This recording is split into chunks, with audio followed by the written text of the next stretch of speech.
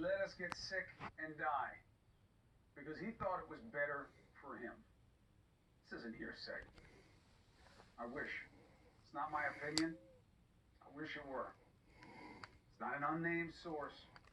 It's Trump. It goes through air, Bob. That's always tougher than the touch. You know, the touch, you don't have to touch things, right? But the air, you just breathe the air. That's how it's passed. And so that's a very tricky one. That's a very delicate one. It's also more deadly than your strenuous flus. This is more deadly. This is 5% versus 1% and less than 1%. So this is deadly stuff. He knew it was going to get worse. He knew it was worse than a flu. He knew the numbers, and he knew he was being recorded. He was talking to Bob Woodward for a new book that's coming out. That's where the tape comes from. Now, why would he do that? My suggestion, before I even get into the meat of this thing, before people start telling me I'm talking too long, although this is the most important thing I've ever had to tell you, is that he knows that his supporters won't give a damn. And I want you to hear that. I know a lot of you watch this show. He was okay telling a reporter on tape that he was going to lie to you. At the same time he said that to Bob Woodward, this is what he was saying to us. Talked about the flu in comparison to coronavirus. Flu has a fatality ratio of about 0.1%. Correct. This has a fatality ratio somewhere between 2 and 3%. Given that, we don't know exactly. Numbers so far. And the flu is higher than that. We're ready for it. It is what it is. We're ready for it. It is what it is means can't do anything about this. Expression is used a lot where he and I grew up. This was the exact opposite. Now listen, at the end of the day, we're all brothers and sisters. I know everybody's upset about stuff, but at the end of the day, none of it matters when you start looking at the big problems we have in life. What do we start with? If you don't have your health, you have nothing. None of you can support what you know for a fact you just heard that this president did.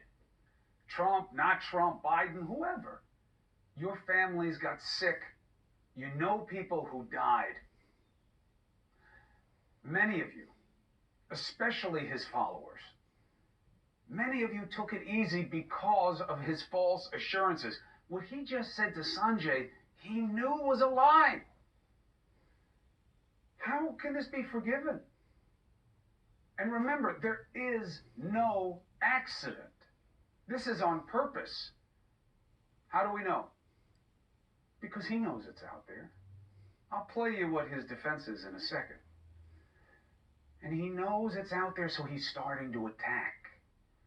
He wants to tweet about bad people and bad acts and liars, even though he can't spell the damn word.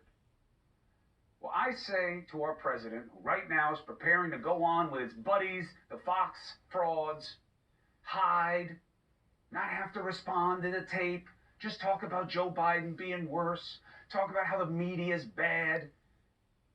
They're pushing another virus on you there because they don't want you to see this sound the way you are here. He's going to go there, he's going to lie his ass off, and they're going to lap it up. And then anybody who tells you differently, they'll attack because they don't want there to be any truth.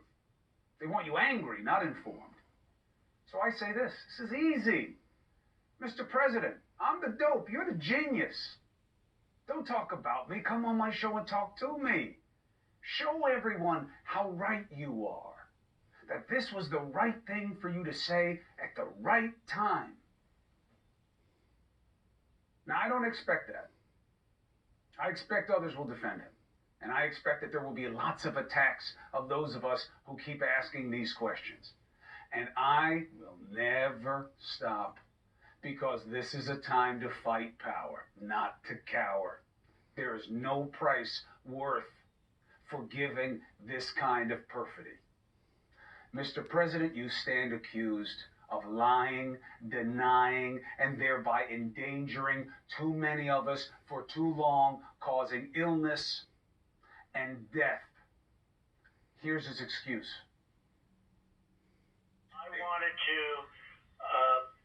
to always play it down. I still like playing it down. Yes, sir. Because I don't want to create a panic. You didn't want to create panic, so instead you ensured it and a pandemic. Tell us why it was okay.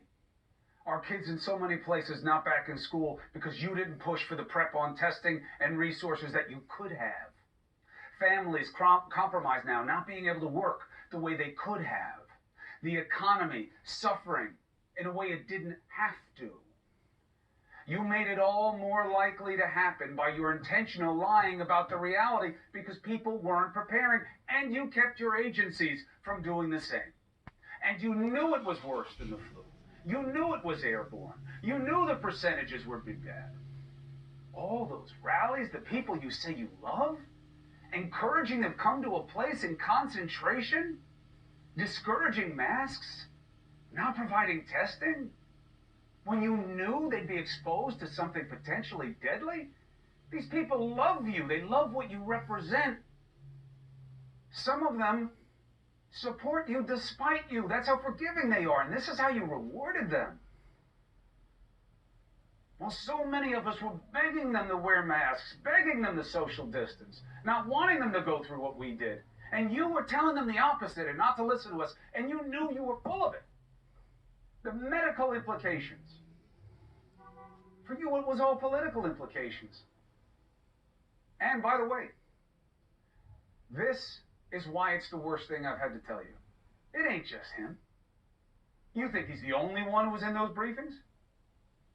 You think he's the only one who knew he was lying and that he was going to hide the reality from you?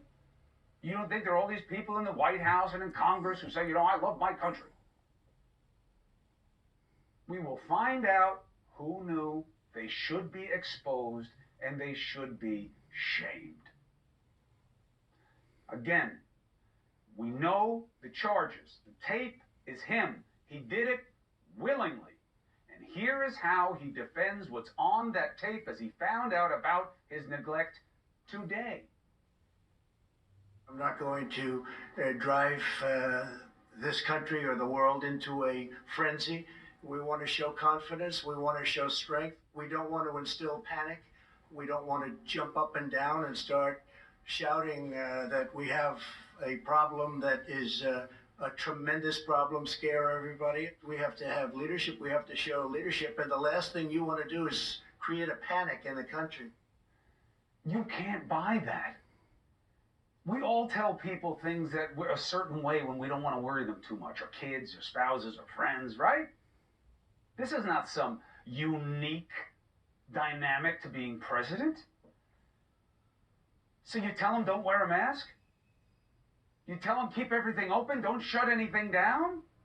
When you know it's airborne and you know it's going to be worse? That's how you don't create panic?